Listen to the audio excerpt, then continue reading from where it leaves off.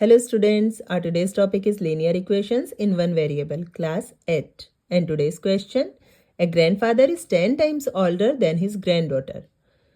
एक ग्रैंडफादर है वो अपनी ग्रैंड डॉटर से 10 टाइम्स ओल्डर है. इट मीन्स अगर ग्रैंड डॉटर की एज को हम x मान लेते हैं तो ग्रैंडफादर की एज होगी 10x. He is also 54 years older than her.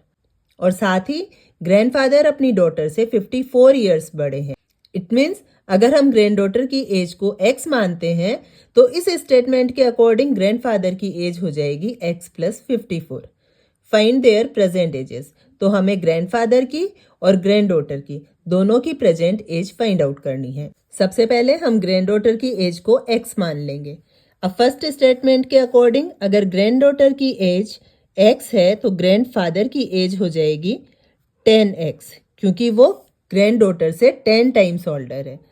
Second way होगा कि अगर हम ग्रैंड डॉटर की एज को x ही मानते हैं तो ग्रैंडफादर की एज हो जाएगी x प्लस 54 क्योंकि सेकेंड स्टेटमेंट के अकॉर्डिंग ग्रैंडफादर ग्रैंड डॉटर से 54 ईयर्स बड़े हैं. तो यहाँ ग्रैंडफादर की एज 10x है और यहाँ ग्रैंडफादर की एज दूसरे स्टेटमेंट के अकॉर्डिंग x प्लस 54 है.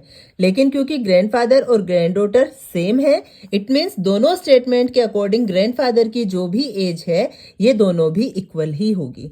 इट मीन्स 10x जो है वो इक्वल हो गया x प्लस 54 के. अब इसे हम सॉल्व करेंगे. देन 10x यहाँ राइट हैंड साइड से पॉजिटिव x को हम लेफ्ट हैंड साइड लेकर आएंगे तो ये हो जाएगा minus x equals to 54. 9x equals to 54.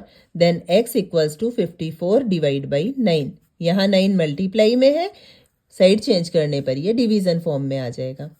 Solve करेंगे. देन 6 ईयर्स और x हमने माना है ग्रैंड डॉटर की एज को. इट मीन्स ग्रैंड डॉटर की एज हो गई 6 ईयर्स. अब ग्रैंडफादर की एज कितनी होगी? हम 10x में वैल्यू पुट करेंगे तो 10 6 60 और अगर x प्लस 54 में वैल्यू पुट करते हैं तो 6 प्लस 54 इक्वल्स टू अगेन 60. तो हम यहाँ किसी भी वे से फाइंड आउट कर सकते हैं. 6 मल्टीप्लाई 10 भी कर सकते हैं या फिर 6 प्लस 54 भी कर सकते हैं. दोनों ही वे से ग्रैंडफादर की एज हो गई 60 ईयर्स.